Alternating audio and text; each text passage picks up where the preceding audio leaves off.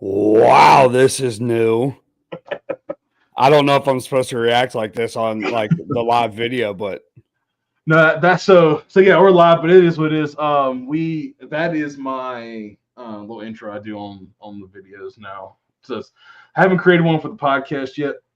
I need to, but I'll do one. I just hit live and it just does a little intro, and when I hit in stream, it does the same thing. But guys, appreciate everybody for popping in and hanging out with us, guys. We are back. Counterculture act like podcast, we guys. never We're left. back. It's always a good time to be here with my brother Rapinick, man. Coach, how you been? How's your season? I mean, you don't have to go in the full wrap up, yeah, but like how are No, things and how are things now and how was break? the break was great. Had a great Christmas. Yeah. My son is 4 now, so he's to the point where it's like really a lot of fun. Um, he understands everything going on now, so it was a lot of fun, doing the whole Christmas thing, and we've hosted the last couple of years, so that makes it a lot easier. We're not driving to my parents' house and then the in-laws' house and then, back to Hereford and all that. So that's definitely a plus. Um, and then we went on a little vacation I think we left on the 28th or the 29th and stayed at the beach for New Year's with a couple of close friends. Coach Shelton, good to see you. Appreciate you coming. Yeah, man. Um, some close friends of our family, so we had a really good time there. Played a little bit of golf, and there was one day that it was like almost 70 degrees. It was Wow. great. Yeah. Um, so had a good time. Really, really enjoyed it. Actually, really the first time since the season, started getting crazy where I was able to like really decompress and just like shut my head off. I Hmm. mean, you know how it is, especially, when you're getting ready for the playoffs and all that, it's just nonstop. So, really enjoyed it. Season was a lot of fun this year. So I'm looking forward to next year. It's a good deal. Yeah, What about man. you, Coach? How was the season? How was the break? How was all that? Yeah, very similar. Break was awesome. It was anytime you can recharge and just unplug from. I didn't really unplug from football, but just I guess coaching the guys every Right. day. But it was good. Split time from our house and my wife's in-law, my in-laws, her parents, and because Christmas is huge for them, and so we Right. went down there and did the whole thing. And her grandma lives with her parents, so we have to do a whole Christmas. Her sister came in. She's in the army. She's stationed it's not was Fort Hood, but in Killeen, Texas. And so she got to come in and see everybody. So that was a good time, man. It's just, and then we had an extended break because we had snow, and so I guess shoot, Wednesday, yesterday, and today were our first 2 days back at school. So kind of a little bit of extended break, but I missed the guys, missed them a lot. Yeah. Before break, I texted and was like, "Hey, what y'all want for Christmas?" Playing around with them, I was like, "Send me candy or snacks," and so they all did, and so I was able to give that to them on Wednesday. And I don't think that they really expected me to, even though I told them I would. They still were shocked when I do things for them. But that was good to see their faces, kind of get back with them and kind of get playing for this next year. But the season was great. I think it's pretty well documented. We did not have a great year the year before, but then this year was a great turnaround and did a lot of great things on offense. And the team as a whole really performed really well and beat some top teams in the state. Um, to make a little run to the season. So definitely was a bit of surprise. It was a welcomed one, and but we're here in the off season, man. It's always glad to be back. Clinic season, and we've kind of talked about it. I love clinic season. Absolutely love it. Obviously it's not like the season, but I definitely you kind of make the most out of being around your coaching buddies, going to clinics, doing podcast again, and just kind of just hanging out and drinking a beer and talking football. As I miss that Yeah. kind of interaction. So glad that season is here and we can get after it. I think the thing that's a lot of fun for me about clinic season is obviously, all the things that you said, hanging out, meeting new people. But I mean, I think when you're like a real true like X and O junkie, Mhm. just all that stuff just gets you jacked up and you get excited about, going to try it with your kids and, all that stuff. I'm a big fan of clinic season also. It's a lot of fun. Yeah. Always trying to figure out something that's like something that will make my time more efficient. That's what I'm Right. always searching for. How can I make things more efficient, especially with drills or group work? And then coaching points. How can I get better at honing on a coaching point? I think I've gotten better over the last several years, kind of just doing this stuff and my YouTube and people commenting and kind of picking up on little nuggets of information.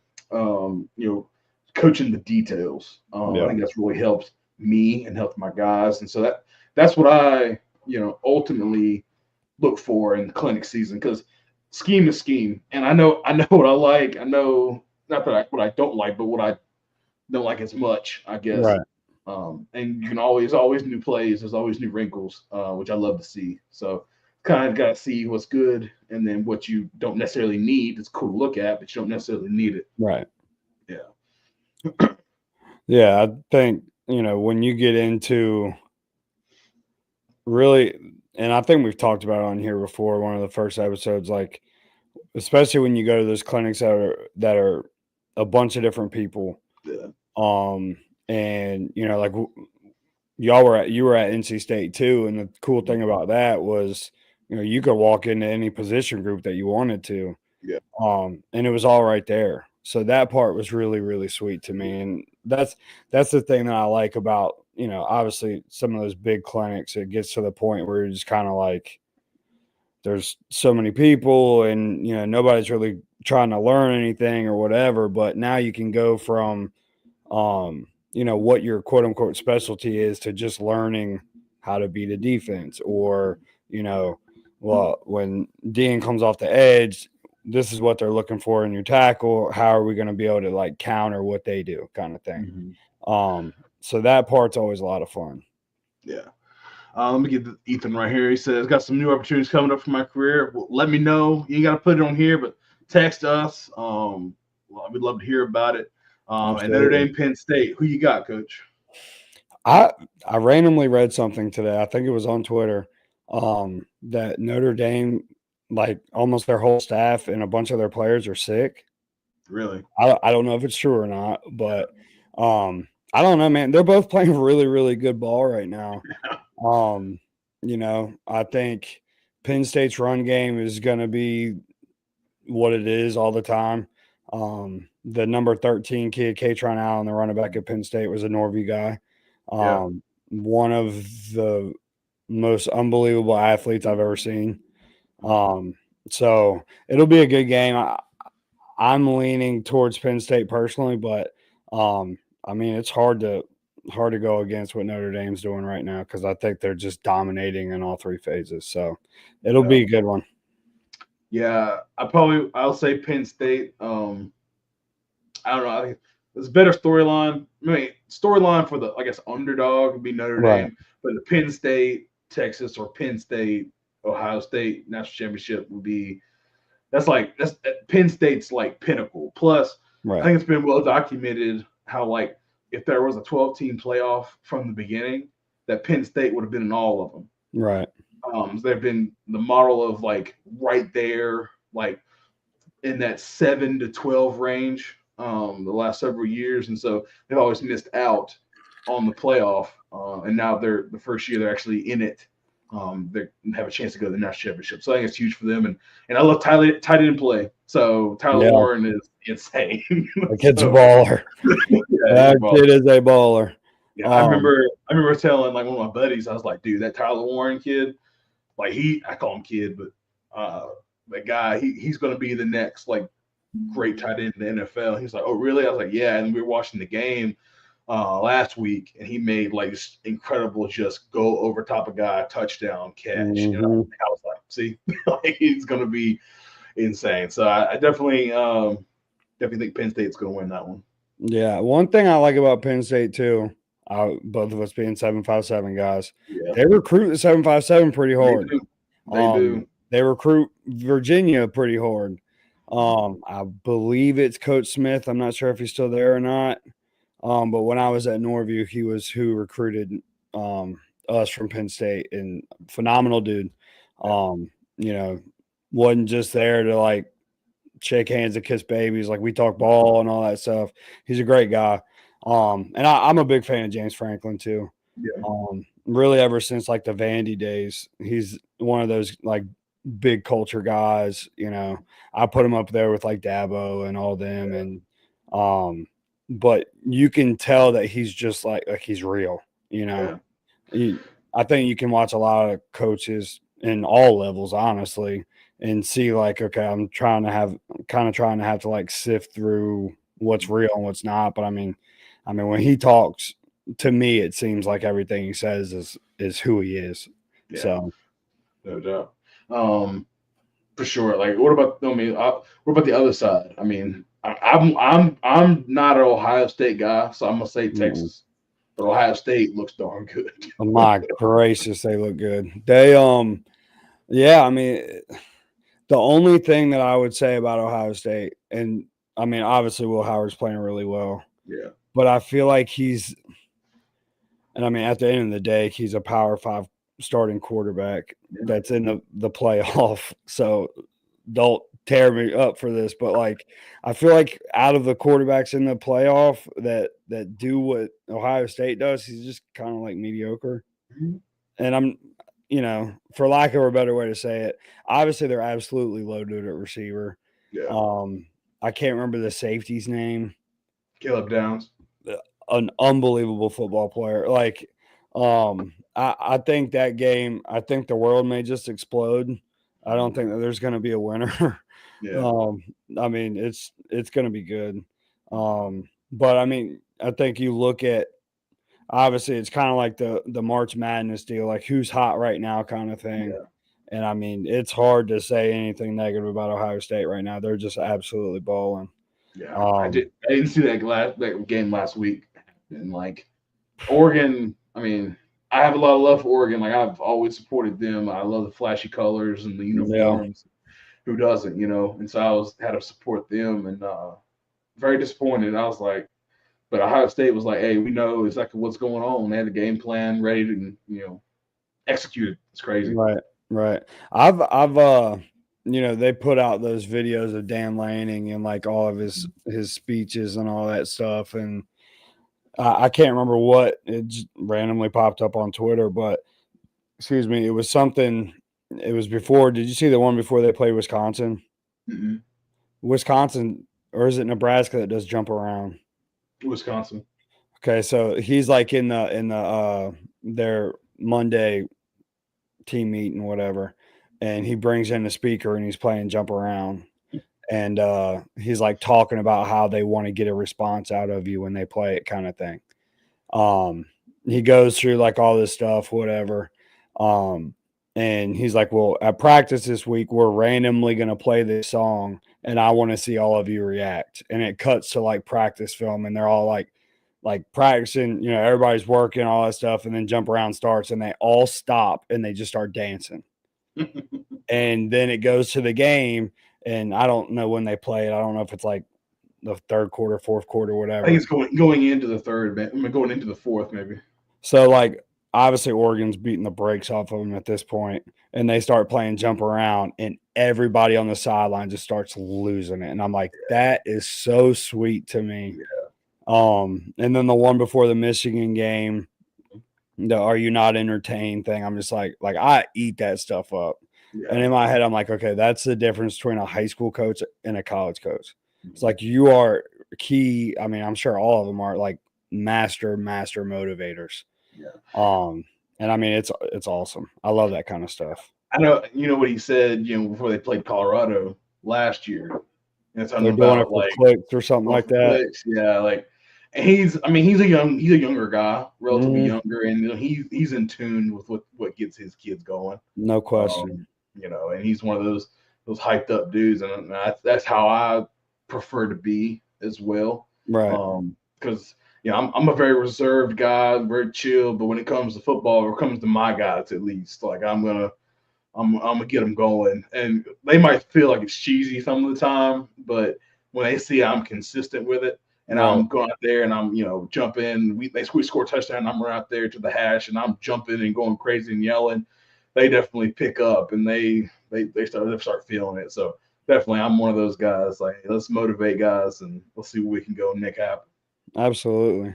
Absolutely. I think especially now, and I don't know if it's like social media or that, they're kind of I say some kids are just kind of like, wow, this is corny or whatever. But I think when they see that you're like genuinely excited Yeah. or genuinely like this is the deal kind of thing, I think it it changes their thought process with it too.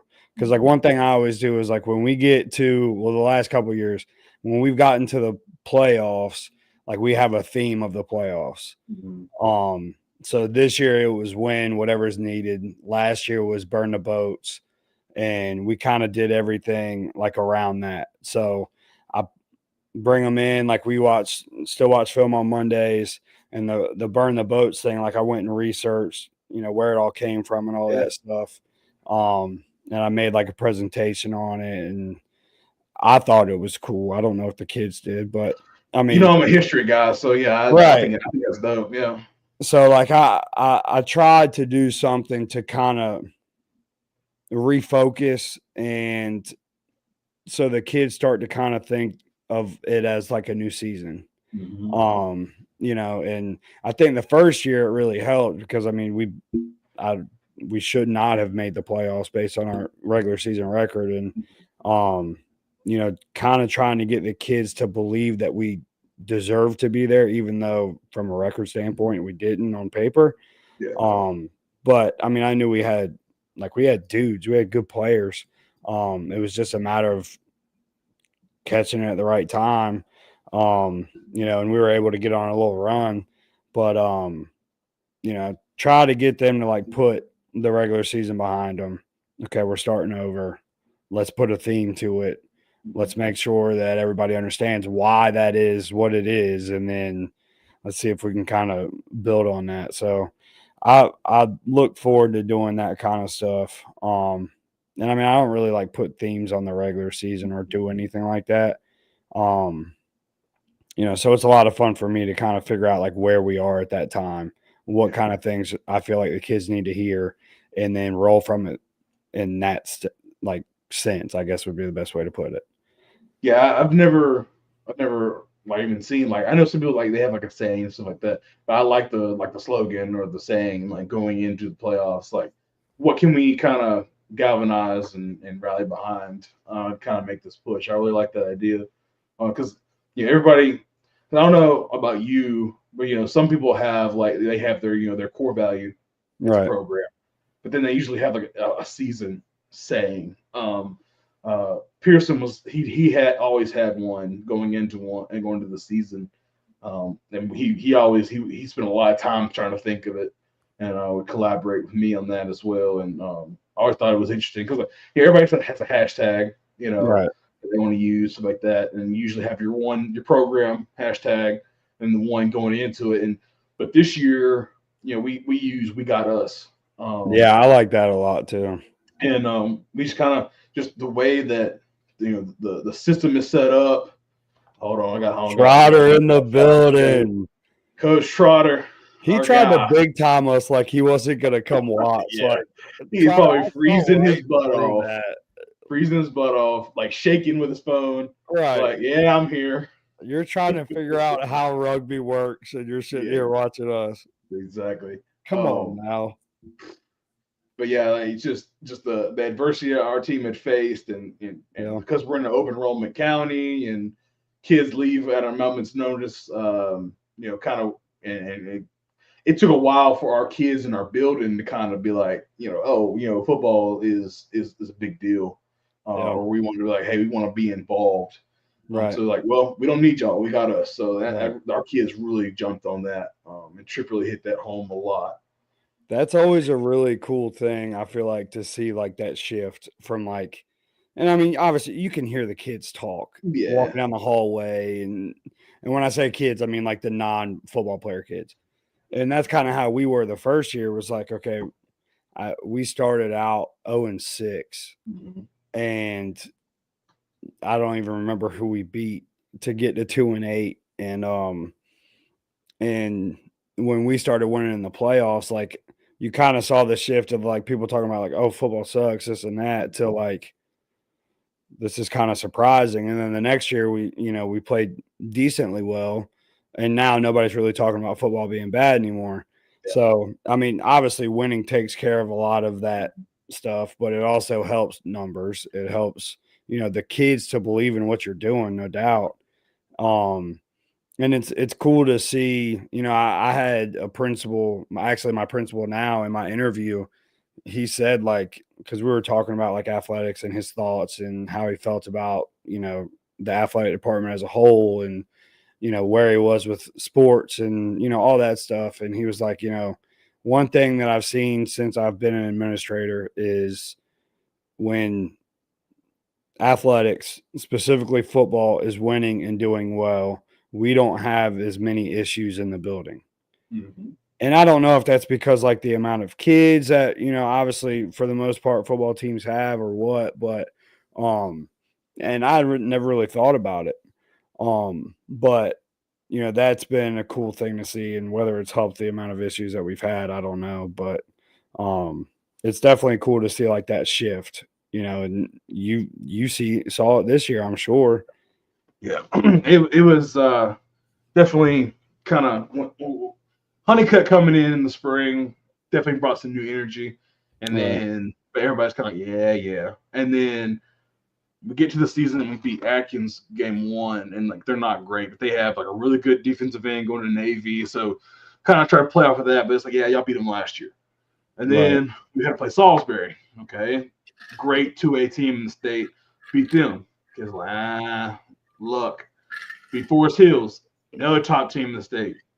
Okay, and it was like 3-0, beat two top 2A teams. Okay, drop one in the last play of the game against North Davidson, 3-1, and then we go on a little run, and we end up finishing the season 7-3. So, and then we won a first round playoff game, first home playoff game win in school history. Definitely was big, and now we have excitement going into the off season. So definitely definitely something kind of look forward to. Plus, having guys with big numbers really helps. Absolutely. We have receiver was second in the state in regular season and receiving, Dog. so he's getting a lot of recognition on social media, and everybody wants to be around that. So now Yeah. everybody's talking about you. So stuff like that helps. Kind of not resurrect something, but just like you said, gain interest. And Right. people, because nobody wants to look at the stands and you see nothing but older faces. Like, that's the Right. big thing for kids. Nobody wants to just see older faces.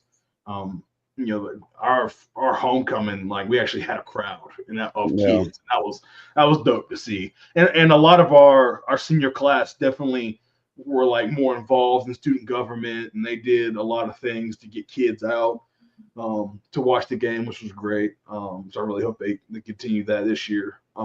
The interviews with the coaches, I obviously don't know who that girl was, but Yeah, the girl that interviewed you and Honeycutt, and I don't that's Chip's wife. That's Carly. really. Yeah. So her like interviewing y'all after the games was just hilarious to me. Yeah, totally staged. Like she had so much fun with it. She was so legit too. Yeah, It was like she like really took time to like think of questions. It wasn't just like, Mhm. you won, was it fun? Yeah. You know what I mean? Like it was legit. So that was always really cool. I looked forward to seeing those on Instagram every Saturday. That's no Yeah, doubt. and and it's funny, like if you didn't get an interview, like I forget which game it was. Like I did the Salisbury one. I think it might have been the first week. We went to Waffle House. That was we have Waffle House right there in Walker That was County. where I started it. Yeah. That's So the first usually, one so I like, they saw. got me at Waffle House, and I was kind of like, kind of talking about it. But yeah, it was hilarious. Like she had like the whole lapel mic and everything, and I was like, well, go for it. She was like, "What's the post win meal or something like Yeah. that. I was Yeah. dying. It was funny. Hey man, I gotta get them hash browns smothered, covered in cap, man. No question. Love me some Waffle House, but Absolutely. especially after a win. Whew. And If we the had a thing is, Waffle House in Hereford, I'd be there right now. yeah. Well, the only issue with that is because that's one of the only places you can go down and sit down late in Walkertown. So all the kids want to go there too. Right. And I'm like, man. So, but yeah, because you were like, especially if you win, go have fun. Don't be around us. Right. Be safe. So we used to go to Carolina Ale House in Winston. We used to go there. Great wings. I love wings after a game. No question. So, I love wings all the time. Oh yeah. Especially after a game though. Yeah. But that's usually like the spot. A lot of the coaches in Winston will go there after games. So you can it's almost like a mini clinic, or it's like the highs and lows. The people in there kind of like, oh, did you win? No, well, we did, and stuff like that. So definitely a cool community vibe. Right. Everybody's one is like sitting in the middle. The people who lose are like off in the corner and stuff. Exactly. Yeah. It's like we didn't really want to be here. I guess that doesn't really happen for y'all because you're so far apart. Yeah, I mean, I'll be on the way home. Like I remember there was one game this year. I was starving after the game, and I was like, I drive through Hereford, and I'm like, okay, McDonald's is closed, Hardee's is closed, Yeah, gas station's closed. I guess I'm going home. Yeah, Like it just, but I mean, I think the definitely like having more kids at the games. Like our first round playoff game, the band wasn't there. Really? And I don't remember what was going on. We had something else that night at the school anyway. And I mean, it was just like, I'm like, okay, we're 7-2 at this point. I'm like looking around, I'm like, there's nobody here. Like we started the game and I'm like, okay, well, maybe people are just gonna come late, whatever. And it was freezing. I mean, obviously it felt like the whole playoffs were freezing. But it was chilly that night. And like I remember like halfway through the second quarter, I looked up and I was like, wow, there really isn't anybody here. Like I don't know if we made any money on that game, but there's something about them home playoff games, so it's nice. It's a good deal. One issue with us, like it's almost like it's a meme now. Like we kind of just like wait for it. Our home crowd, like at say kickoffs is at 7:30. Like at 7:20, no one's in the stands. Yeah. 7:30 kickoff is packed. I'm like, where did y'all show up? Like, right. It's like all the way to kickoff. We'll be doing like warm up. We'll do defense. We'll do 7-on-7. We'll do defensive team. We'll go out there do offensive walkthrough, and then we'll kick one, like do punt and special teams, and then like we'll go up to the locker room and then come back down to like do our walk through the stadium. It's packed, but when we go up, no one's there. I don't know, like people are trying to get the metal detectors or what. Yeah. We had a game. I don't remember who it was. Anyway, we had a game that like the team was struggling to get there. They couldn't find a bus or something like that, or they couldn't leave until like after school was over. So it was when we played Wake Prep. Yeah. And so like at the last minute, we had to push it back to 7:30, and we normally play at 7. And like we put it out and all that stuff, but like 7 o'clock, it was like the game was starting at 7 o'clock. So like we're out there for warm-ups, and I'm like looking around, I'm like, dude, this place is jumping. Yeah. And I mean, everybody stayed, and we played pretty well that night. But I was just like, daggone, we need to tell everybody that we're starting at 7 every week and play at 7:30. Yeah. Do you like earlier starts or later starts? It's tough. Like, for me, I'm so like schedule based to where, especially really on game day, mostly, like if we're eating pregame meal at 5:05. Yeah. That's when everybody's in the cafeteria to eat pregame meal, 5:05. Yeah. When they're done, the first group goes out at 6. And like when you push it back, it just makes it in my head like it's so much more difficult for me to navigate everything. Yeah. But I mean, really everywhere that I've been has always been 7. There's been games that we've played at other places, not just Perquimans, but like at other schools that I've been at, that some teams play at 7:30. I don't think I've coached anywhere or against anybody that played like before 7, unless it was like JV or something like that. But I think 7 o'clock, like in the winter, or at least when it's dark at 7 o'clock. August and all that, it's like it's not dark till halftime or whatever. But I guess if I had to pick, like I would much rather it be later than earlier because like we live pregame, all that stuff. Like I feel like once school ends, then we're really rolling, trying to get through everything. That we do on pregame and from when school ends to the game starts. Yeah, I mean 8 p.m. is crazy. That's crazy. Y'all playing till like midnight. So I like 7 o'clock. I like earlier the better, but it depends. Like it depends on where you are too. If you're in like a city setting, later because people can't get to the game at 7. Like in the city, it's usually that's a valid point. Yeah, a little tougher. 7:30. It's good and bad. I take it or leave it. Do y'all play every game at 7:30, or is that a conference thing, or how do y'all do that? No, so it's honestly we played it. We played it both 7 or 7:30. I think it was an agreement by ADs. To be honest with you, I'm not even sure how that went down. Because some games were, some games weren't. But I feel like 7:30 is kind of hit or miss. One pro to it. I mean, especially early in the season. Obviously, it's not as hot. Right. But one con is I feel like it takes forever to get there. Yeah. Because when you get out at Walkertown, we got out of school at 3:40. So from 3:40 to 7:30 kickoff, it's a long time. That is a long time. We don't lift. We're pregame. So no, we have that time to put in there. Obviously, you're going to have we don't do offensive meeting, trips against offensive meetings. Because he's like, usually it's coaches trying to one up each other on what to say. Right. It kind of is if you think about it. Well, too, I mean, to me, like if you're having to go over stuff before a game, we got some problems. Yeah. But you do it. They do a defensive meeting. I think it's more of a hype up deal. Right. Kind of more of a lock in thing. So they do a defensive meeting. Obviously, we eat pregame. We get their equipment, their pants, and they already have their jerseys. But we get their pants and their socks, and their knee pads because we have those socks. They're literally the most generic socks you can go find anywhere. Yeah, and we collect them and we wash them and put it back in the thing. Yeah. And then other than that, I mean, they're getting taped and kind of hyping themselves up. So that's a lot of time. Right. I guess we probably could, lift. But that's Pearson did the same thing. Tripp kind of does the same thing where they'll go get lost. You know what I mean? Yeah. The head coach will kind of go get lost and do his own thing. We kind of run everything.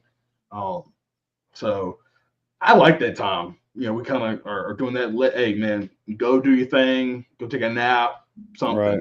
And we go in there and the coach's office kind of bullcrap and talk. But it's 7:30. It's a long time. Yeah, that is late. But it is what it is. I mean, if it's an away game, who cares? 7:30. Let's go. We got travel in there as well. Let's do it. Right. Home game, it's a lot of waiting. Yeah, we get out at 3, and I mean we play at 7. We've had one after 7 game, and I want to say Wake Prep didn't even get there till almost 8.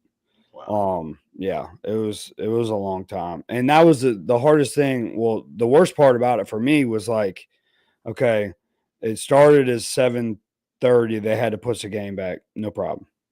Then, we were trying to figure out when they were going to be there. The AD was calling them, all that stuff, and it started to get later and later. And then, he got a call saying, okay, we're not going to be there till around 7:45. Then they had to warm up and go to the bathroom and all that stuff. So it wound up not being terrible because we had an idea that it was going to be late. We just didn't know how late until like we were on the field for pregame. Like I was driving from the school to the field and my AD stopped me and was like, "Have you heard from them?" And I was like, no, have you?" So, I mean, obviously it wound up working out, but yeah, I think if it's early enough to where I can plan for it, I feel a lot better, Yeah. you know. But I mean, shoot, even the 3 o'clock to 7, like there's especially late in the season when like the lift is a little bit faster because the kids have done it. Um, you know, there's some time that we kind of got to work out and all that stuff. And, our kids kind of know like, okay, well, right before pregame meal, we go to walk through. We got a little bit of time to go back to the field house, make sure all of our stuff's straight, listen to their music or whatever the case is. And then they come over for pregame meal. And then they go back. And basically at that point, it's like time to roll. So that makes it a little bit easier, but that time from like when school ends to the game starts is always that was like one of the hardest things for me to navigate, especially at the beginning, is like, okay, how is this going to work?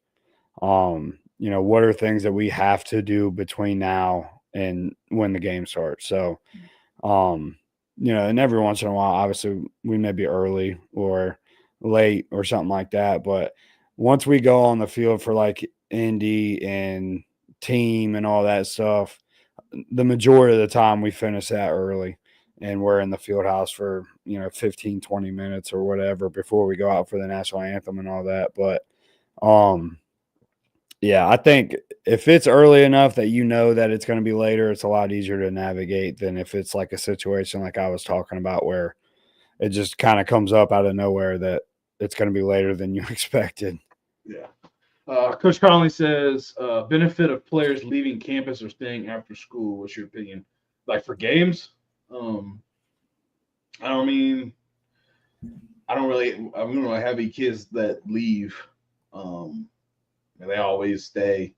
I mean, I guess what you're saying is like with that much time, is there like a benefit of them leaving? I would just be scared of getting them back. And you would think, well, they're players; they would want to come back for the game. You think anything could Right. happen or something like that. Yeah, on game night. I don't know. I would keep the guys there. If it became an issue where guys became stir crazy, then I would pack that time with something. Yeah. My coach is talking about lifting, whether it be just body weight or just with a bar or some type of light conditioning. I don't know what y'all do because you can kind of go into that if you want to. But yeah, I don't. I'm not a head coach, but I don't think I would personally be okay with letting the kids leave. I don't let our players leave. And at the beginning, not like the beginning of this year or since I've been in performance, but like when I first became a head coach, I didn't say anything about it. I just assumed that they weren't going to go anywhere. And we had kids that had left to go, like they forgot something at home or something like that. Um, and we didn't have any issues with them not coming back or being late or anything like that. But that was the first thing I thought of was like, okay, well, if a kid leaves and they go get in an accident, God forbid, or something like that, and they can't get back or whatever the case is, like, I just don't want to deal with it. So now when I send out the schedule or like the, pregame routine or whatever you want to call it on Thursday nights, I put on there like nobody leaves after school, be where you're supposed to be when you're supposed to be there, all that stuff. But yeah, I do not let our players leave for that reason. I know like pretty much everywhere I've been, and I know it's not football, but like the basketball teams typically leave after school and go do whatever, get something to eat or whatever it is. Um, but I mean, to me, there's just too many things that can happen, and I don't want to risk something bad happening, knowing that number one, I guess theoretically, if you want to think of it this way, the kids are supposed to be with us, and number two, you know, there's just so many crazy things that can happen if they left. So I don't let our kids leave. I know some coaches that do, but I just in my head I just can't do it. And I mean, we like practice wise too. We get out at 3:05 and we start practice because my first year we had a bunch of kids that were like late ish. Like they were walking in the field house to get dressed like 5 minutes before practice started. And they make it out on the field on time and all that stuff. But we pushed practice back. So we get out at 3:05. We would start practice at 3:45. And a lot of the kids would ask, like, hey, can I go get something to eat or whatever? I got to go home and take my sister home or whatever the case is. And I'm just like, no, go over there and hang out with your teammates, be on the field at 3:45. But again, for the same reason, like I don't want them to go home or try and go to the gas station or whatever the case is and something terrible happen. And then, you know, we don't know anything that's going on or anything like that. So, I think the safest bet is just say, hey, stay, you know, Yeah. spend time together, act like you like each other, put your phones up and, you know, enjoy each other's company, I guess, for the best way to say it. Sure. Kind of, I'm gonna spring this one on you. You can kind of take some time if you need to. What was the highlight of the year of the season? And then what was one that was kind of like I remember like the low, but something was kind of like, dang, maybe we need to reevaluate some things and kind of get back at it. Um, and you know, just being 100% transparent and honest, I think regular season wise, we kind of overachieved. Um, and when I say that, I mean like win wise, and obviously you're as a competitor, you expect when you go on the field that you got a shot, right? Like you know, you're going to win every single game. Um, but you know, just looking at the guys that we had coming back and the guys that we lost, I thought skill wise, we just weren't going to be as fast. Um, we weren't going to be as, you know, have one kid that can catch a hitch route and make the corner miss and outrun everybody. Like that just wasn't going to be us. Yeah. You know, so when I say overachieved, I'm mostly talking about offense. Like, you know, we had some guys really step up and play really well, mainly at receiver. Um, you know, that I was expecting to play well, but I wasn't expecting them to play as well as they did. So that part was really cool. Um, you know, a couple of the kids that we had, you know, one of them hadn't played hadn't played football since 8th grade and had been a primarily baseball player in high school. Um, and played his senior year, which was his past season, and uh, you know, was I think he finished like 6th in the state in receiving yards. So you know that was really cool. He obviously helped us with like the athleticism. He could go, very twitchy, and you know he caught a flat route against Mania the first game of the year and made 2 or 3 guys miss and went and scored. So that was cool. Uh, but that I think the expectation from what I was expecting from a skill standpoint, we really exceeded that really early on, obviously, honestly. I knew we were going to be really smart at receiver. You know, we kind of got into the choice stuff from Trotter and all that, and they were smart enough to do it. You know, and understood leverage, understood windows and all that stuff to help the quarterback out a little bit. But you know, when it came down to it, I was not worried about us at receiver at all. So that was a really good feeling. And it was cool to see, you know, those guys play at such a high level, really every week. Um, but I think that, and then I guess lowest point, I felt like our second round game, um, we didn't really show up. Honestly, we didn't play. Uh, it was like it wasn't the same team, I guess. For you know, and we had really the 2 previous years. Obviously, the first year when you know we went to the third round and all that stuff, and you know all that excitement and everything going into the second year. We played well, and especially coming off of 2-8 to get to 8-3, that was cool. And we had plenty of chances in the second round game the second year, and then this year, uh, it was it was just weird. Just one of those games that I felt like we definitely couldn't get anything going. We were running the ball really well, and we were getting drives going, and it'd be a hold, or we put the ball on the ground a couple times, and we just didn't play the way that we had played all year, or really the past 2 years for that matter. So that part was tough because when you don't have another week to go play and you ended on that, it's just kind of like, dang.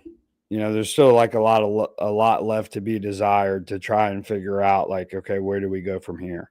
And we're gonna make some pretty drastic changes in scheme going into next year based on what we have returning.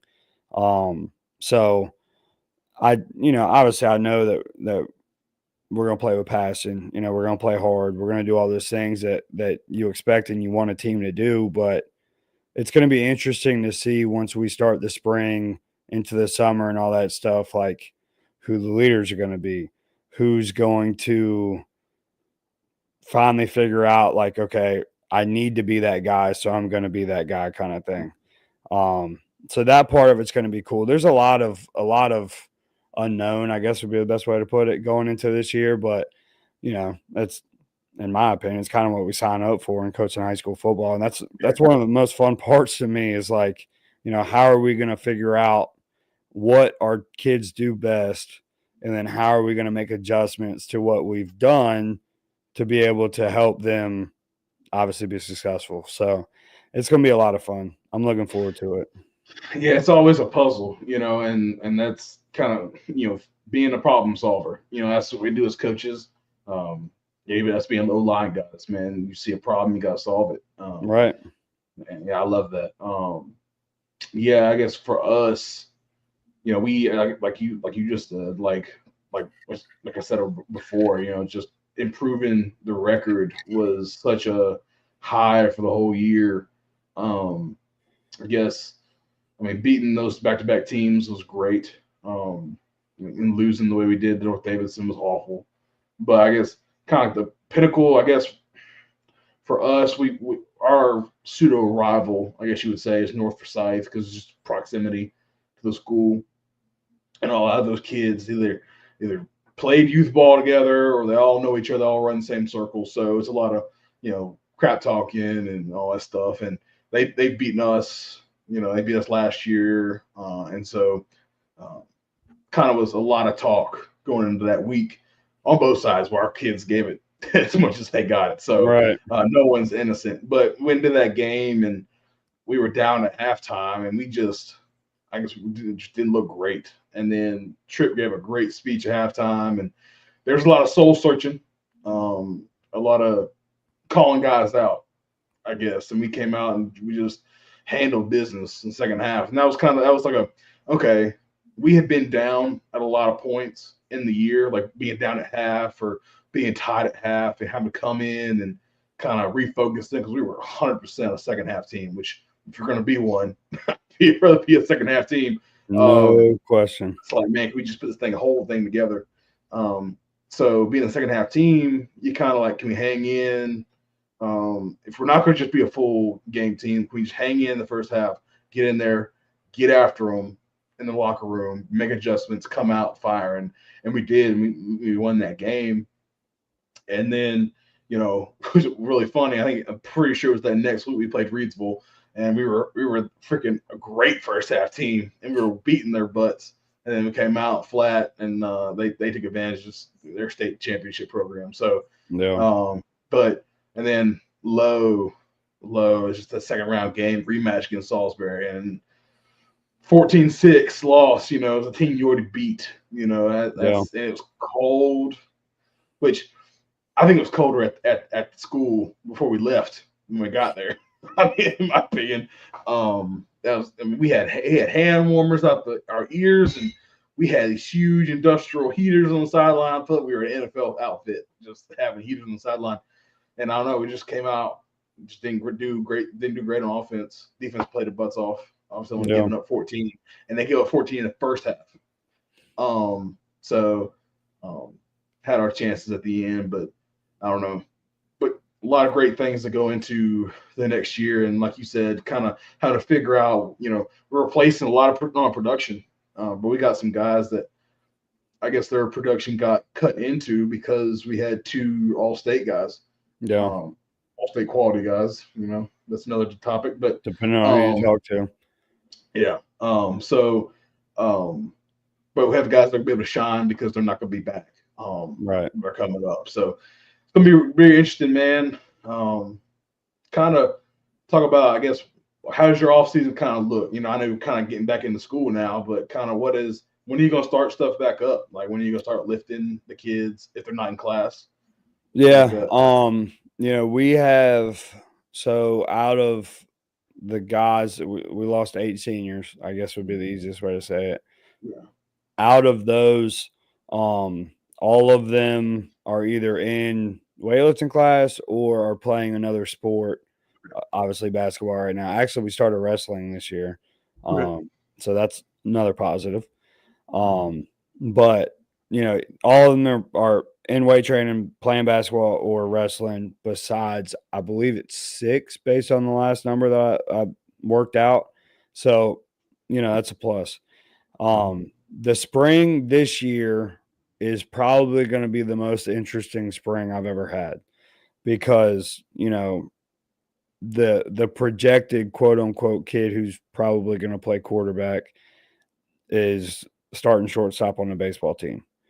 Out of we'll have 3 receivers come back. One of the receivers is the kid that I was talking about is playing quarterback.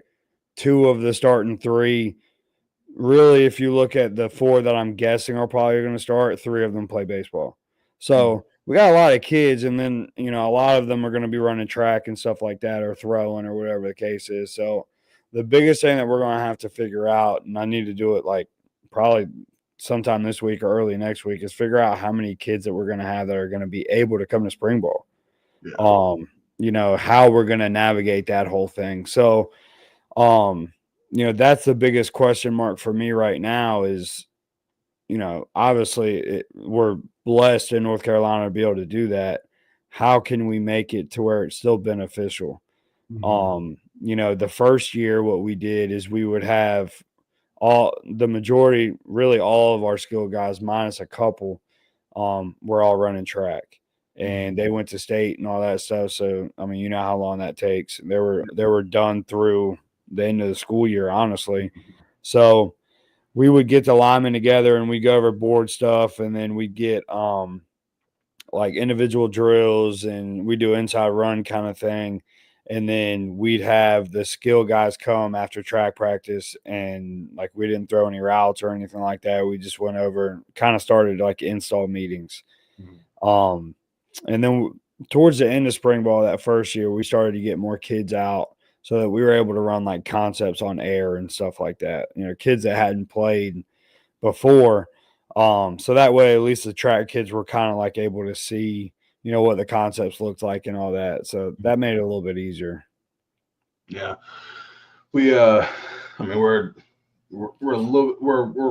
bigger than y'all, but we still have the same issues, which are the good issues, like kids play other sports.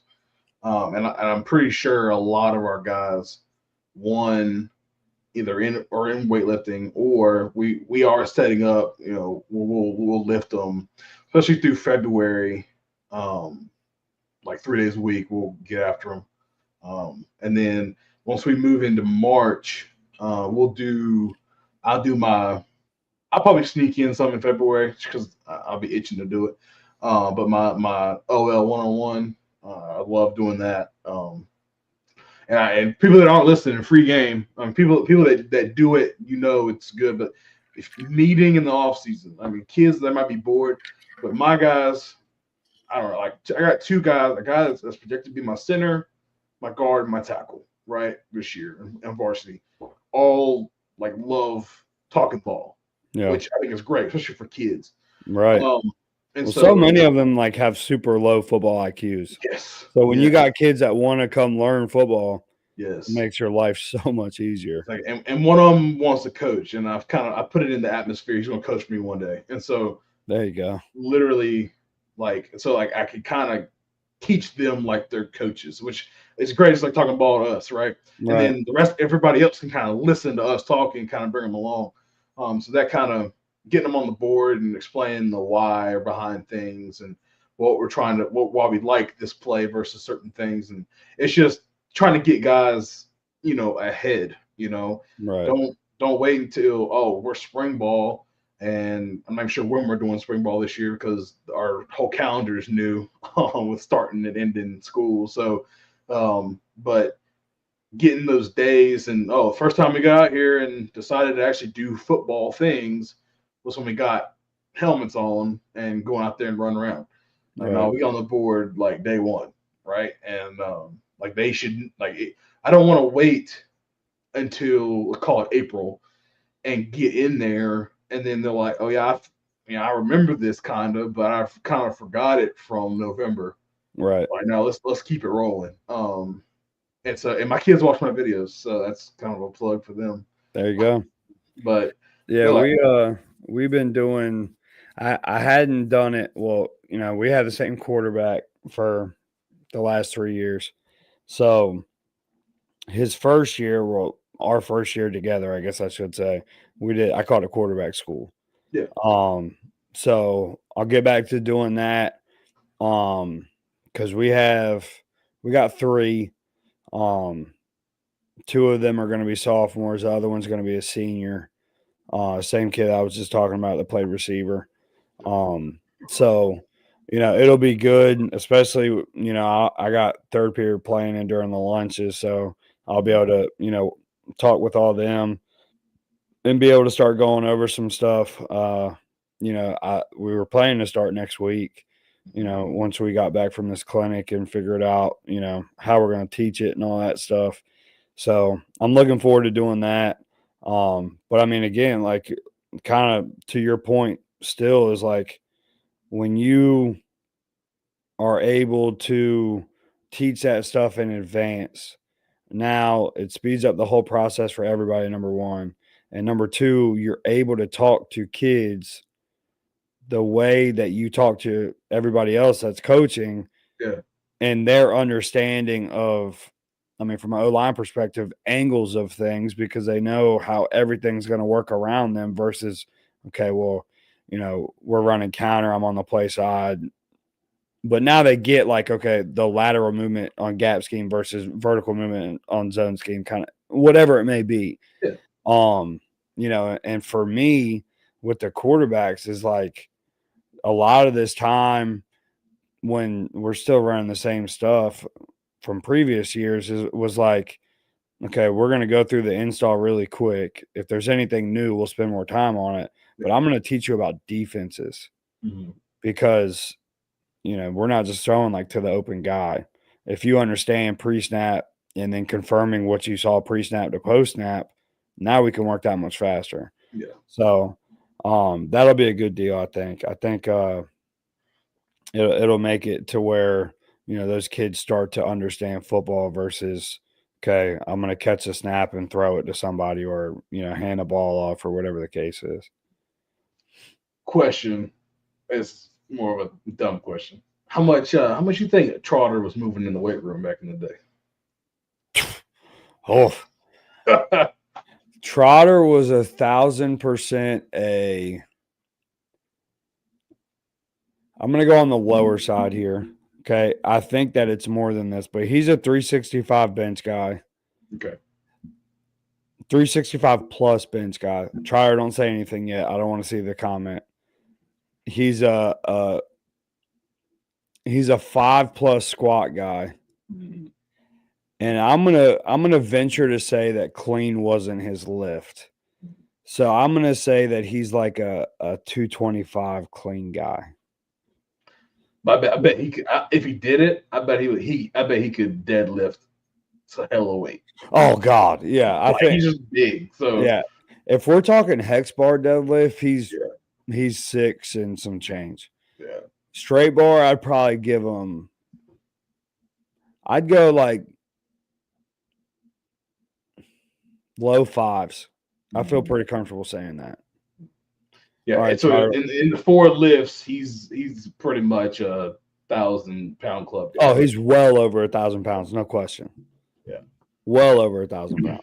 Trotter, what was you moving in the weight room, big dog? Probably be like, I don't know. We didn't have weights back then. We moved vehicles. Exactly. Yeah. Yeah, right. Yeah. Trotter, if you couldn't bench 365, I don't believe it. You could bench 365 right now. Probably could. At least based on the last time I saw you. It has been like a year, but I'm still taking that. Yeah. He's like, we used to just lift up the back of trucks. Yeah. We picked up sheds and moved them to different places. Yeah, you go. Exactly. Tim man, Tebow style. Push the minivan. Yeah, I want one of those, like, those hitches that goes in the back of the truck that OLP has. Those things are sweet. That's awesome. Like, yeah. I would legit get my truck and I would put that on there and just let the kids move my truck. Yeah, that'd be sweet. That'd be awesome. I'm Park it on the practice field. Exactly. Like, what are they doing? No, I'm just moving my truck back and forth. Yeah. I could sit in the bed, dude. I would talk so much ish to them. See, not a clean guy. Yeah. Tyler, come on. We won't judge you. What are we talking here? Yeah, when I got to Grow on the Web, God, you can pad the stats a little bit if you need to. Yeah. When I got to Grow on the Web, our coach, he was a huge clean guy. We cleaned every day. It felt like. Really? Yeah. I love cleans. Yeah. And like that's been a big thing that I've been researching lately. For a reason that isn't really important, but down to 250 okay, Trotter, I don't want to know what you are now. I want to know what you were in high school or when you were playing football. Yeah. 250, I don't believe that. I think you get 250 like without warming up. Like you just walk in the weight room, put it on the bar and hit it and walk out. Yeah.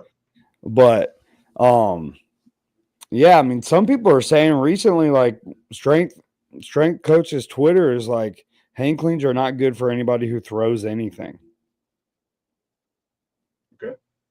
I don't know. It's like something with like the nerves in the wrist. And if there's any strength coaches watching, I'd love to talk to you and kind of figure out more. But I've always been a big clean guy. I mean, to me, like, obviously football is an explosive sport. It's a full body explosive movement. Yeah. I don't see how you can go wrong, assuming it's taught correctly. Yeah. No. Yeah, we had a kid that his lifts weren't great, number wise. Right. But he could clean. And it's just, I guess it's just different, man. It's just, it's full body, like you said. It's showing explosiveness, like in just hips and snatch and everything like that. It's different than, you having a squat, or having to bench. Yeah. Or your major lifts you want to do. Hey, there you go. Dang, Trotter. Did you skip leg day or what? He was tall too. I bet it was hard for him to bend. Yeah, that's a long way to go. Yeah, I mean, to me, like 2 best lifts for a football player, and I mean, I'm not like CSCS certified or anything like that. I do have some strength and conditioning certifications, but 2 best ones, hex bar deadlift and hang clean, in my opinion. It's just me. But I mean, like the way that I was taught clean, whether it be power clean, hang clean, whatever, it's so technique based and so how fast you can move based that like, and I even remember, well now, but even like when I was in high school, a lot of those people that can clean a lot of weight are skill guys or combo guys. We never had, especially when I was in high school, like we never had a lot of linemen that were cleaning a bunch of weight. No. We have a linebacker. Same when I was texting you about earlier, all his lifts are impressive, but like his cleans are he's just explosive. Like he's 6'2", and plays center on the basketball team, like because he's so explosive. Right. So that's I mean, I can't wait to get them back in the weight room because I have several guys that need a bulk. Like my center is like 200 pounds, which Right. if you talk so a lot of people, especially in high school or especially in North Carolina, they're always like, "Oh yeah, my center is like 185 and he position blocks and we get after it," which was great. I love it. And Eric's really good, and he never, knock on wood, has bad snaps. So he can play center for me. No question. He can play I center don't for even me. need you to block. I don't even need you to attempt to block anybody. Yeah. So and as much down blocks or doubles that he does, he's good. But I tell him like, and I mess with him. I was like, you need to go to grandmama's house and eat a good meal at least twice a week, Right. and just bulk up. But I mean, if we get you 225, maybe 230 before the fall, like healthy, right, great. But rest of my guys, man, y'all just get stronger. Like, and they're not that they're weak. It's just you're never gonna be too strong. So, so let's get after it hard this off season. Right. And fall in love with the weight room. So. Right. The I would say, like, because we haven't had to do off-season workouts here, like after school off-season workouts, I guess I should say, because obviously we're really lucky with the kids getting in weightlifting and all that stuff. But I think something before the summer, whether it be spring ball, whether it be off-season workouts, even if you're not doing anything football related, if you're just lifting and running or whatever the case is, I think it's so important from like, I'm a big believer that, your team culture, your team, whatever you want to call it, is built in the weight room when it's just your team and they're struggling together. Like we started when I was in high school, we started off season workouts in like February, I think it was. And, 5A Hickory, there were so many kids that weren't playing other sports. And it got to the point where a lot of those kids that were playing other sports were like, daggone, I want to go lift with the rest of the football team, to where, the majority of our team was in there. I don't remember how many days a week we lifted, but however many days it was everybody. And I mean, we were just, all of us were done every day after. And they'd split us up by position group, and like we'd rotate through, and you'd have like a running station or an agility station. We ran bleachers. You'd have a lifting station, and then a lot of the time we do like a chalk talk station too. So that was cool. I'd love to be able to do that now, but a lot of the time with our off-season stuff, it's tough because we got so many kids playing other sports. Yeah. I Coach Mills at Dinwiddie in Virginia. I saw him post on Facebook a long time ago about like how he does this off-season competition thing that like a lot of colleges do. You get points for your team and attendance and all that stuff. And I asked him for it, and he sent it to me, and I was looking at it, and I was just like, man, this is phenomenal. And then I kind of looked at our roster. I think it might have been when I first got back to Perquimans 3 years ago. And I was like, okay, if we did this, we'd have like 3 kids on the team. Yeah. I'm just like, I guess we're just going to lift and run and, do spring ball. So, but I mean, if you have the ability to do something like that, and I don't necessarily think that, like, in some cases, the size of the school may not matter. If you got a bunch of kids who are just like strictly football players, and you can get 30, 40, whatever at off-season stuff, and something like that would be awesome. I would love to be able to do something like that. Yeah. There's a school here, Oak Grove. They have 100+ kids, a 3A program. But they're the Grizzlies, so they do their Grizzly games in the off season. And then I've talked to Coach Creason, the head coach. He was at Playbook last year talking about it. And yeah, everything they do is great. I was like, that's awesome. But we don't have the consistency of numbers because of other sports. Now in the summer, yeah, we could do that. Right. But you have so much trying to get done in the summer, and you try to fundraise as well, probably once or twice in the summer, trying to get all your conditioning in, and 7-on-7s are going to start. So there's a lot going on. You can tie that stuff into your competition. I mean, For you can sure. make it happen. It just depends on when you want to do it. Yeah. And when I was at Tallwood, I was in charge of competition, and we always had competition Thursdays. It was kind of like your exit ticket to get out for the week, and it was something that was difficult but fun.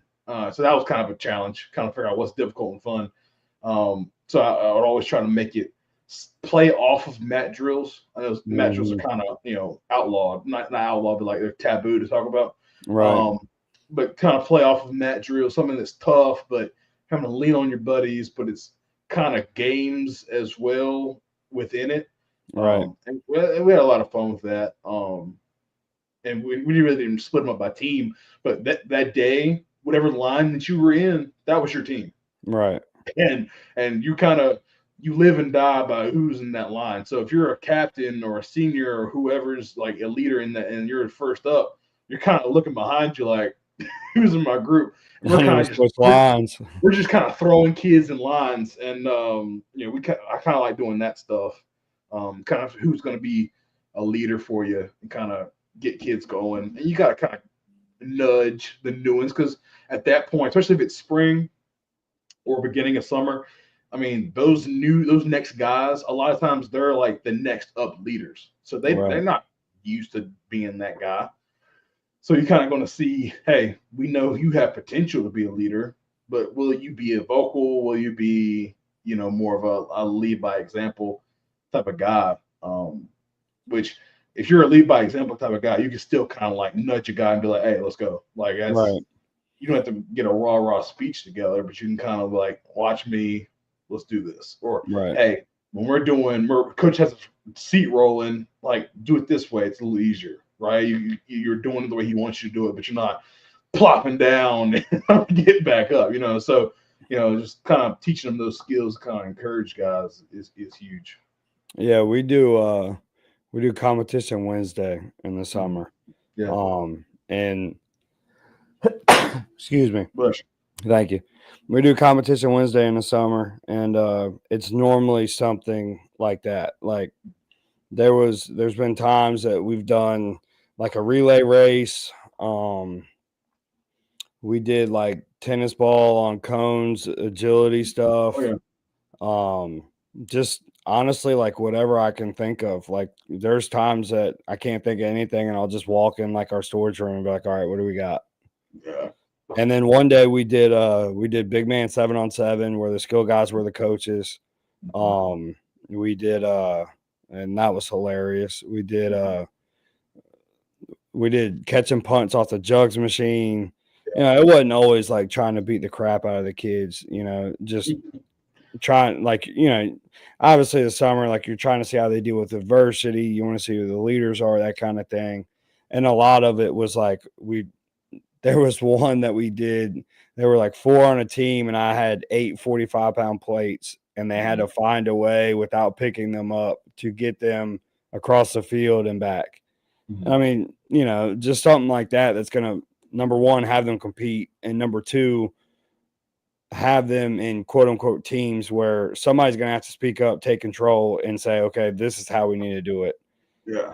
And then see how they execute it. So it's always cool, especially at the beginning of the summer where we get a lot of like the rising freshmen and all that, to see like how they fit in, how the other kids like communicate with them and stuff like that. And then you kind of start to see the team like come together. So that part of it's cool. And then like the winning team, that we never let them like sit down on the field. Like if they're gonna not be standing, they're on a knee. But the winning team, I let them, like, because we keep our water on a gator, I let them go sit on the gator and like sit on their butt and chill and kick back while everybody else runs. And the whole point is losing sucks. So If you don't want to lose, win, and you don't have to run, and you can go sit and drink water and hang out. Yeah. So, and then normally sometime throughout that, like as we get closer to August, like the winning team will give them popsicles or something, something like that. So it's fun.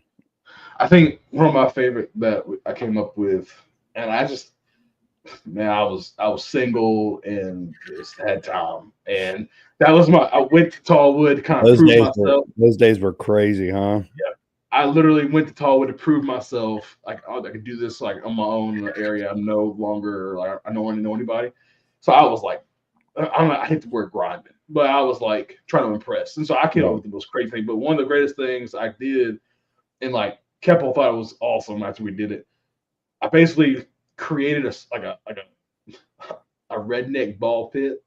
So like I got the mats, the wrestling mats. We always did a lot of stuff in like this long hallway, like it's like almost an atrium hallway. Right. A lot of our running and stretches like that in this hallway. So I went and got the wrestling mats, and they stretched really long, and put it down the hallway. And I went and got our bags, our really heavy, like just tackling dummies and just bags, and made a big square.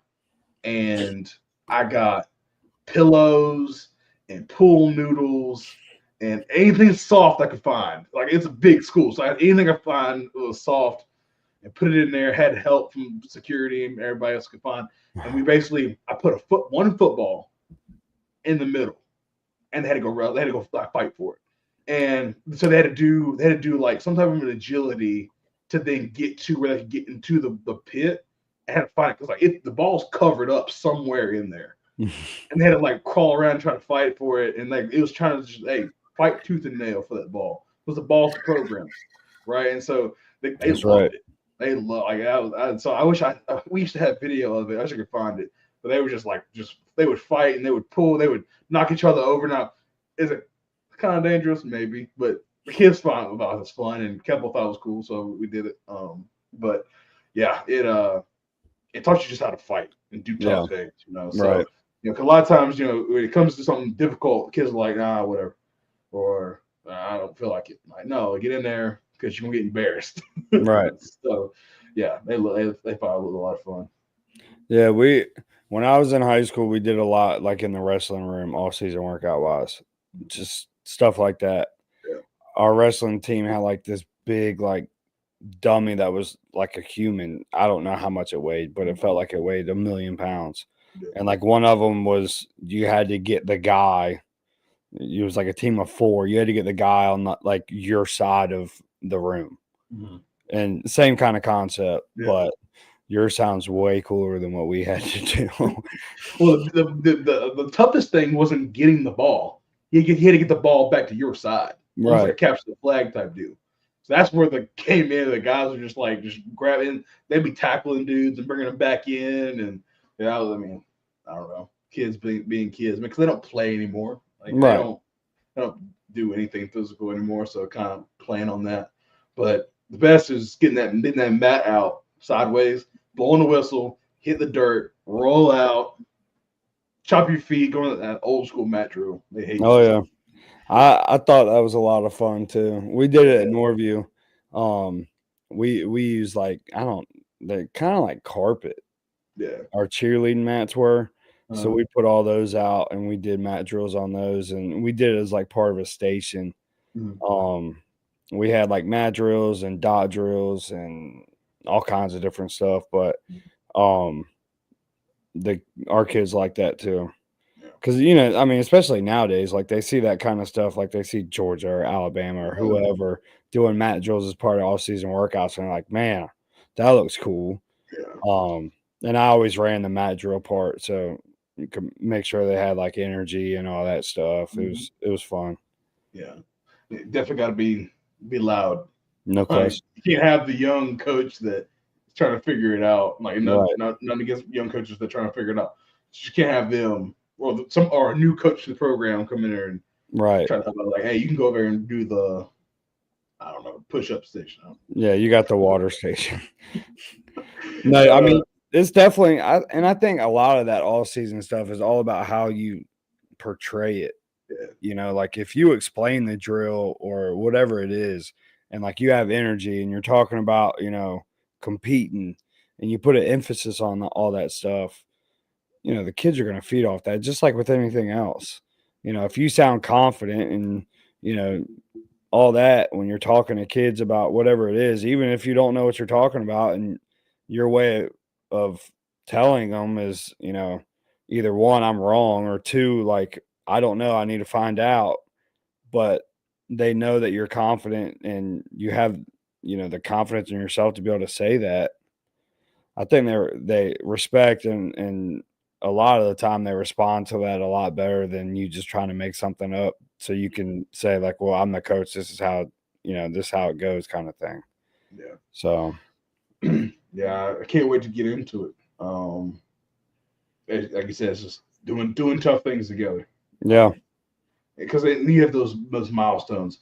Okay, you got there, we're grinding. You have your max, your max grind, and then spring ball, max grind.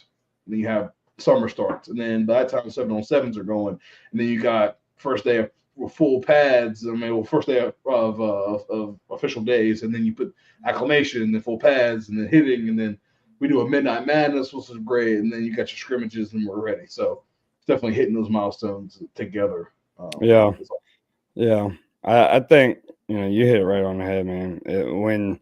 Even though like when when you split them up in teams to do that competition stuff or whatever it is, like yes, they're not all quote unquote on the same team, but at the end of the day, like you're still finding a way to do whatever the kids are still finding a way to do whatever it is that you're having them do that day or at that time or whatever the case is. So the together piece is a big part of it. And I think too, like, everybody has those kids or that kid who's just like, dang man, my team sucks or whatever the case is. Like, no, you need to find a way.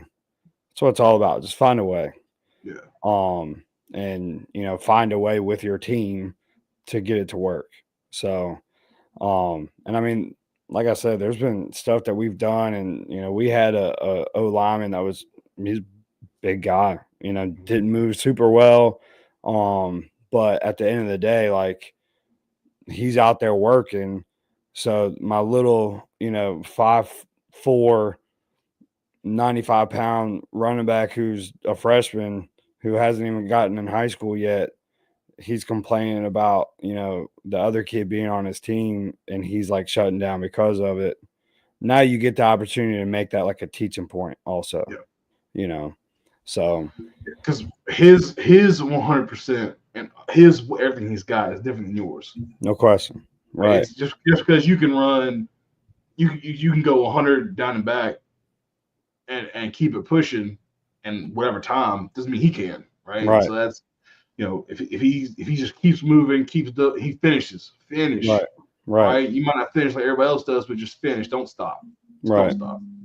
Right. Even if it's a light dog jog, and just kind of pick it up, put it down. No doubt. Just get there. Get there. But that's the thing that I like about, and I'll tell them like, okay, this is what we're doing. You got 5 minutes to talk with your team to figure out how you're going to do it. And that's always a cool part is like listening, because I'll walk around, to all the teams and kind of listen to what they're saying and all that stuff.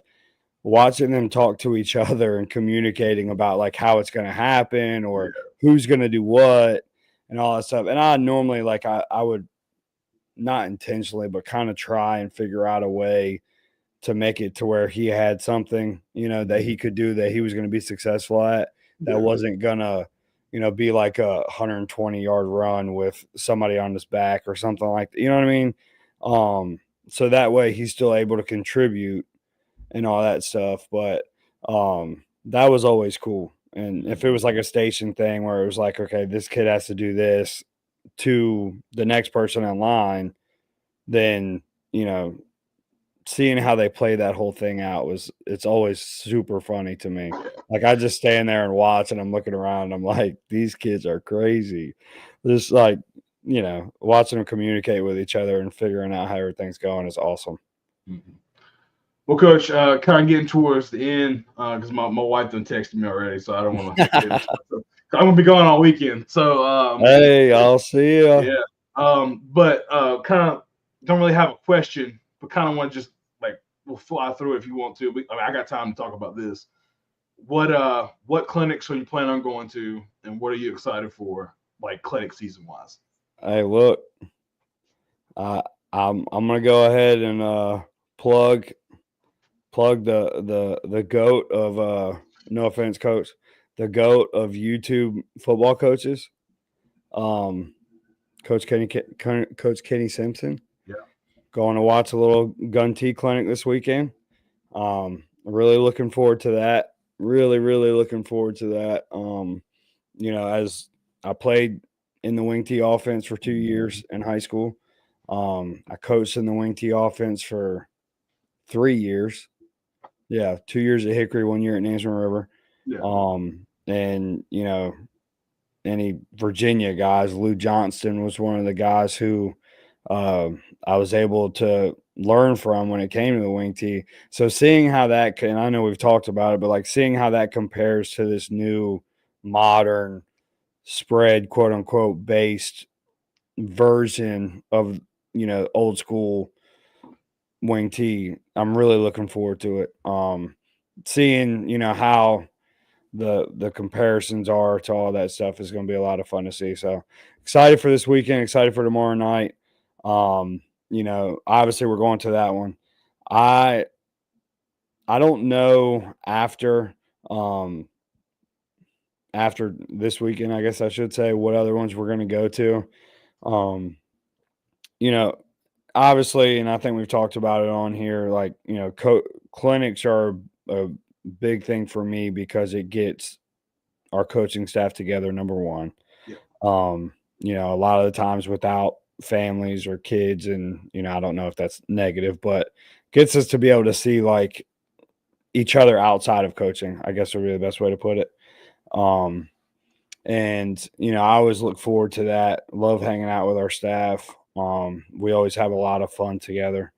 Um, and just like we said at the beginning, clinic season is a lot of fun. So I'll probably keep my eyes out for maybe one more. We went to, I think, 3 last year, so that was cool. And our coaches, in my opinion, do a good job of being available for stuff like that. They want to learn. I want to put them in a position where they're able to learn. We'll probably try and do maybe like a local college one or something like that again. With NC State being pretty close to us, that was a really good one. Especially with the 3 staffs there. We had App State come by, I think it was Wednesday. And they got a new head coach. So he said that he's hoping that they can do that again at NC State with Coastal and all of them. So if they do that, we'll probably definitely go.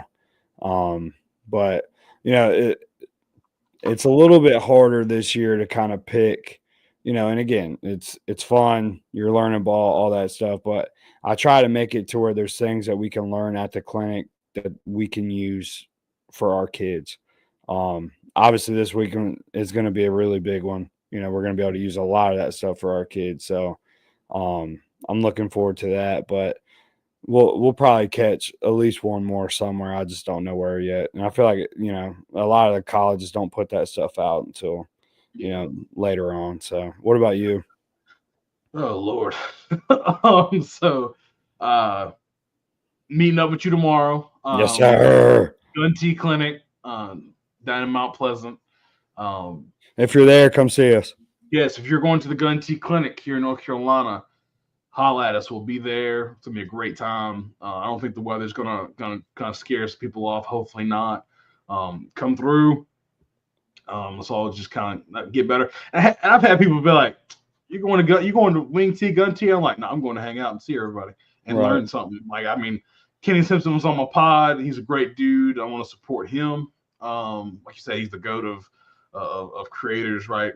Football coaches, creators, and he's so gracious and awesome. So definitely want to support him and meet him in person, get to hang out with you, and I kind of want to see who's there. Be honest with you. Yeah, I'm looking forward to seeing who goes to. Yeah. Obviously, Coach Crosby at Mount Pleasant's gonna be. He's hosting the thing. So, his staff. But then AFCA. I'm assuming they're gun T people, right? Not Yeah, black so Kenny told me that they're kind of moving to that. Like they're double wing type offense, run the ball. So maybe they want to move to more of a gun type deal. I don't know. Well, Coach Simpson, if you need a school to host a clinic at later on this year or something like that, give me a call. Yeah, for Clemens County on the coast, nice. Pull up. Destination. We'll take you straight to the beach, all that good stuff. It's all me, pal. Come on. Yeah. So yeah, and then AFCA, the big convention is this weekend. So Friday, Saturday will be Gun T. Then Sunday, Monday will be AFCA. Love doing that. Like get out there with.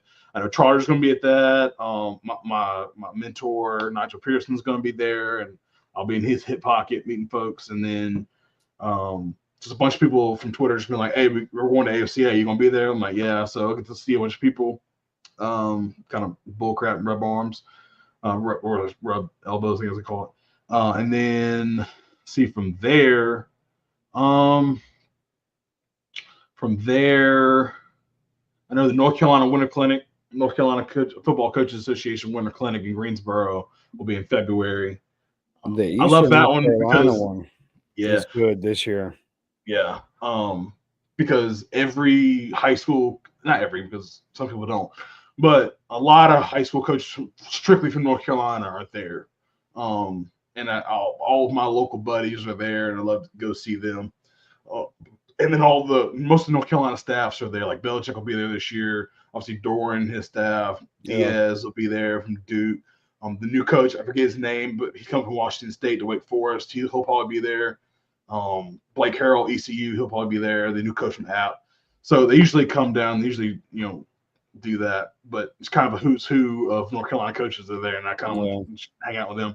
You're in a great location for like proximity of major cities for clinics. Yeah, I haven't thought about that until now. Yeah, right north of Greensboro. I can get on 40 and then 40 to 85. I can get there. But from there, so that'll be that Friday. I think it's the 7th of February. That's when it normally is. Yeah. And then the 8th, that Saturday, I'll be speaking at Marlboro County High School at their lineman clinic. I'd be gracious to speak at that. Humble to be asked. And then let's see. Oh, and March is Glacier. I always go to Glacier. I love Glacier clinics. Yeah. Those were like the first ones that we went to at Hickory. We always came to the Charlotte one. Yeah. Coach Wilson's from or coach there for a long time at Vance. Yeah. It's different. It's definitely a lot more content. Usually I get more value just sitting at the bar talking plays on a napkin. Yeah. But it is what it is. And then a lot of my Charlotte-based guys or upstate South Carolina guys are there. You can see them. And then from there, I think that's probably it for me. Are you going to ENC? So I got the email about it, and no disrespect, but the last couple of years we've gone and it's been okay. Okay. I got the email, and daggone, there's some good speakers this year. Belichick's going to be there. Yeah, I know the new head coach at ECU is going and speaking, so we may go. It's fairly easy for us to just drive down that day and head back. That's what we've done in the last couple of years. Yeah. I think it's Friday and Saturday this year, ain't it? I can't remember. I'm not sure the day. No, I'll probably go to that because Trip's going. Right. Trip's not usually a clinic guy, so I definitely want to go. The biggest problem last year is that they moved it because 2 years ago it was Friday and Saturday. It was Friday night and then Saturday till like 2 or 3, something like that, like early afternoon, early evening, whatever you want to call it. And the first year it was good. Mac Brown was there. He spoke. Yeah. The head coach at Elizabeth City State was there. Well, the old head coach. And there were some good speakers. The OC at ECU was there. That was really good. This year, last year I should say, they went more like the high school route with speakers. the head coach of Elon was there. He spoke and it was really good. But it just like it was only a couple hours and I didn't necessarily love the guys who spoke. But seeing who was going to be there this year, and it's so cheap too. Like, I think it's like $30 or something like that. So, yeah, I didn't think that I was going to go or that we were going to go for that matter. But after seeing the list, it looks pretty good this year. So, yeah, I've never been to that one. So I think I might just ride out there with Honeycutt and see what's up. But yeah, I think that's kind of it.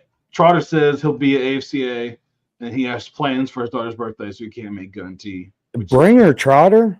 Exactly, she can learn. Shoot, get her pulling on counter. Shoot, That's what I'm saying. Right.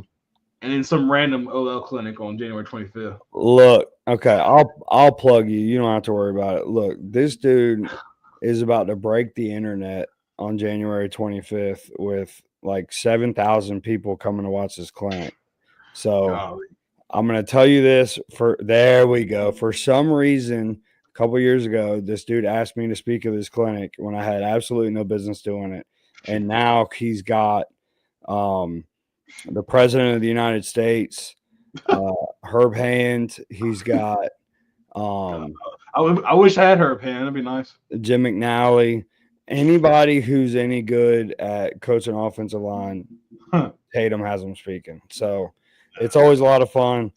Learn a lot of stuff. It's an all-day deal. He spends a lot of time getting speakers and, puts it out obviously for free. So if you want to learn some really good offensive line play, and the mediator's a pretty good dude too, definitely come check that out. I'm looking forward to it for sure.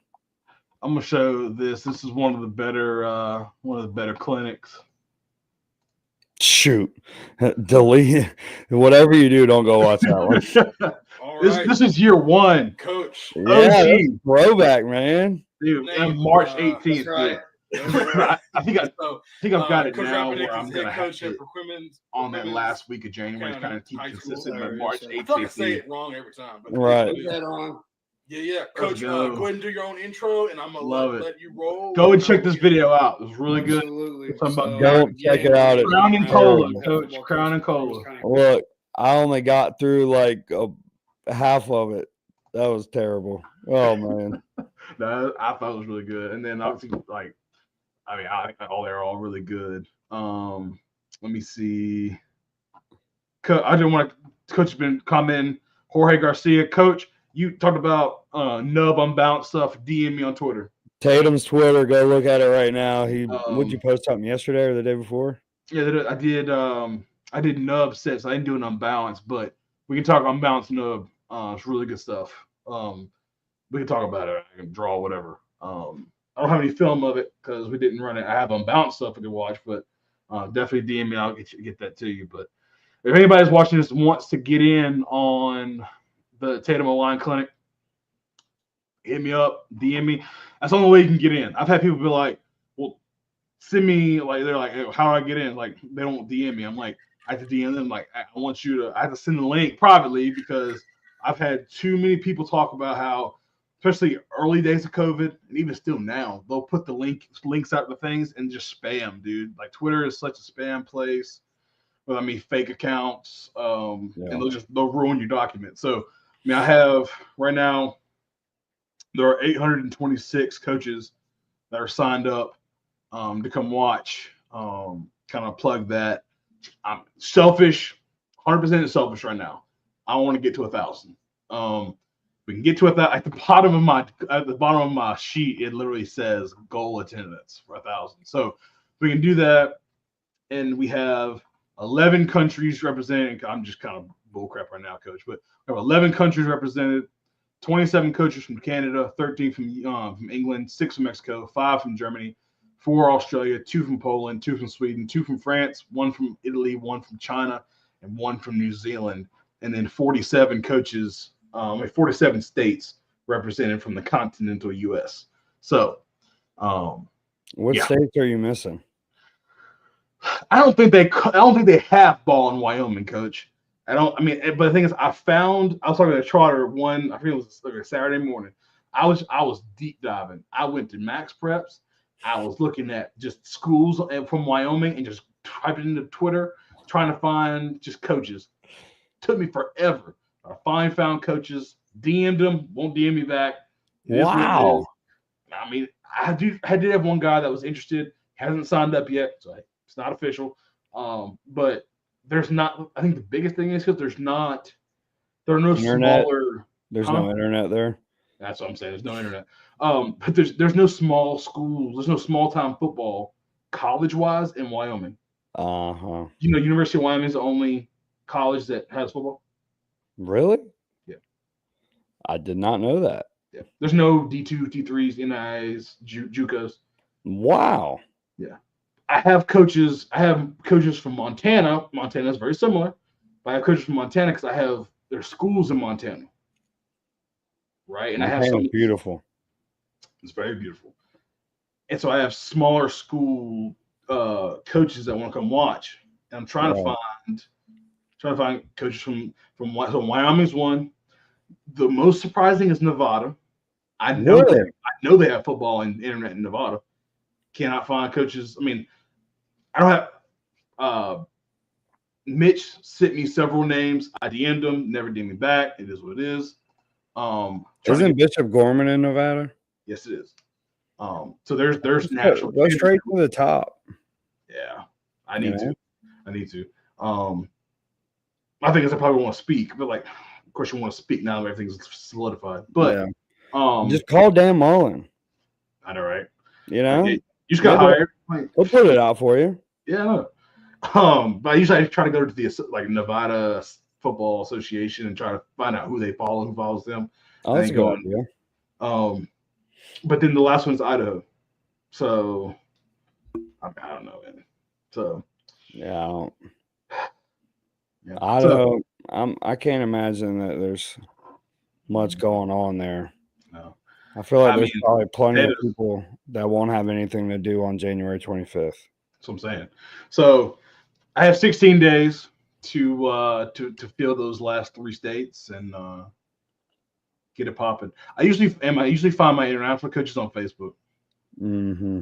That's where I usually get them. So I feel like 3 states, 16 days. The odds are in your favor.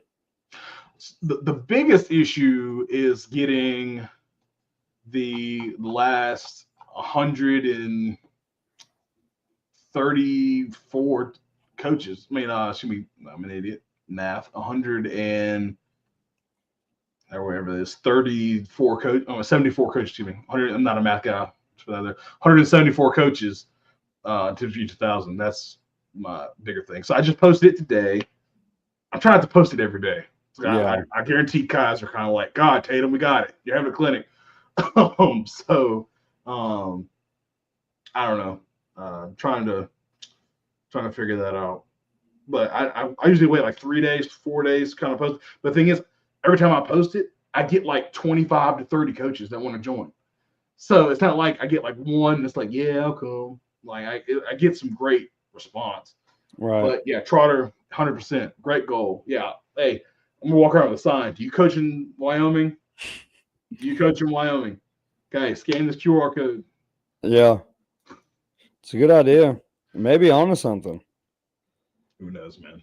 Who knows? But yeah, it's going to be a great time. I'm looking forward to it. If you want to know who's speaking, it's pinned on my Twitter. It's free, like Coach said. Yeah. The Christmas lights is a great addition to the graphic, by the way. I know I haven't said anything up until this point, but I wanted to take a second to do that. I posted it again on Christmas, and I was kind of like, went on Canva where I had the graphic made, and literally was just like Christmas lights. I strung them up and put the presents down the bottom. Love it. I was like, man, I need to move on, do more of a spring type. No, it's not spring because it's no January, but like something that's moving off of that. Maybe brighter lights. Or you could go early Valentine's Day. Maybe put some hearts on it. Maybe. Feel the love. Feel the love. Come to school. There you go. Oh, man. If you're at Gum Tea this weekend, come say hello. I'll be the first one in line for Tatum's autograph, so you'll have to get behind me. Y'all stupid.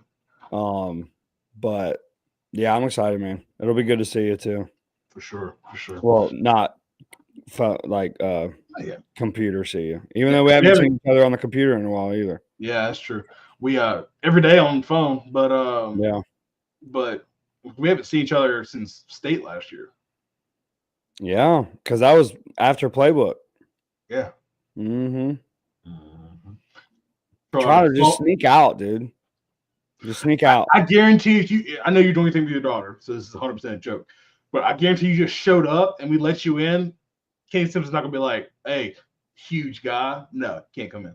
Yeah, where's your? Did you pay your registration fee? Do you think he's gonna say that? He's not gonna say that. No, he's not. Because I guarantee you, not a lot of people are like, He said he's keeping to like 100 cap. That's a great number too. Yeah, I'm excited about that part too. Yeah. You know, he literally when we did our interview off camera, he was like, "Yeah, I want to keep it to 100 so it could be more individualized and just if you needed some one-on-one ish attention, like we can get that for you." Right. I think it's cool. He's bringing players, coach. It's gonna be dope. Like I can't wait. It's gonna be dope. Do you think he pays the players to come? I doubt it. He probably feeds them. Honestly, yeah. So. Also, not gonna put him on blast in this sense, but like, I know how much the registration was for us. Yeah. And you capped that at 100. Yeah. Wow. Yeah. Great guy. Yeah, no question.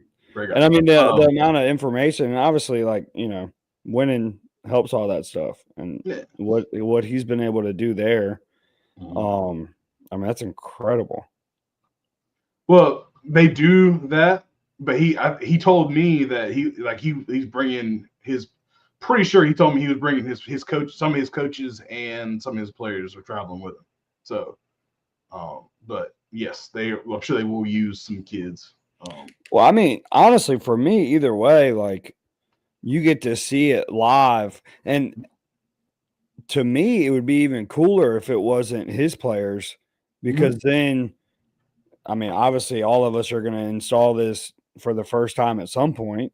Yeah, you know, so you can see like what they may mess up or something that, you know, his players probably wouldn't mess up because they're running the stuff. Yeah, I love his, and I know we're just going on, but I love his buck drill. We're hitting both pullers and getting the depth and going through the PVC. I love it. Yeah, like I just want to see him do it. Like I've seen him do it, but I want to see him do it. Yeah, the towel. Yeah, for the running back too. Like, I'm not a very good football coach because I would never think of that. Like, what an idea! I don't know. He's a man. I'm excited. Before I really started getting detailed, coach, my coaching points on down block was hit him. Yeah, it's a great coaching point. You know, it's the best one. You got to hit him. I mean, shoot. I don't know, but it's gonna be great, and I will see you tomorrow. Get after it, man. But Coach Rapp, Coach Tatum, Coach, before we sign off, you got anything for the folk before we let them go? I'm so glad to be back. I know that that's not really necessarily for anybody but us, but yeah. You know, it felt right because Trotter's here. Yeah. After he tried to big time us and say he wasn't going to be able to make it, you know what? I bet you he's going to do the same thing this weekend. Yeah. I'm going to pull up to Mount Pleasant High School, or I guess wherever it's at now. It's literally at a church it's like the old school that before they built the new high school. It's at there's a church that operates out of there now, but that's where we're going to be at. Okay, that works out perfect. Yeah. So I fully expect to pull up there, and Trotter's just standing out front with a big smile on his face, probably wearing shorts and a t-shirt. Yeah, like that's what I had to, if I had to guess. Yeah. Yeah, he's not going to be dressed for the weather. I feel like somebody he knows that's there. They went way back and coached back in the day and got him out. Yeah, probably with the rep system, just taking drops. Yeah, working quick game and stuff. Yeah, but yeah, I'm excited. I think it's going to be a lot of fun. you know, and you know, obviously you've had a lot more interaction with Coach Simpson than I have. I've talked to him a couple times, and we email back and forth about registration and all that stuff. But I mean, we're talking a guy who obviously has a huge following. Yeah. Whether it be for like his YouTube content or whatever the case is. And like this dude's emailing me back with questions that I had in like a matter of like 20, 25 minutes. I'm just like, wow. Yeah. Like made sure that we had everybody registered that was going and all that stuff. And yeah, seems like he's a good person. So some cool. guys aren't doing that out here. But anyway, not throw shade. And I'll be seeing some of those guys at the AFCA. So anyway. The last thing I'm gonna say about it, especially with, you know, back to him, is I think that, you know, when you get big, and really with you too, and I mean you've exploded over the last couple of years when it comes to like YouTube content and all that. I feel like, you know, you have all these people that are asking you questions about stuff, and you know, obviously he has the purchasable, you know, content as well, whether it be the books or, you know, the workbooks or whatever it is, and still willing to take the time to answer a question. Because I mean, a long time ago I messaged him on Twitter about something, I can't remember what it was, and it wasn't like, hey, go buy this book or something like that, or like, hey, I talk about it in this, go get it. You know, he still like is perfectly fine with answering whatever questions you have. So that's really cool. I think really cool. So it is.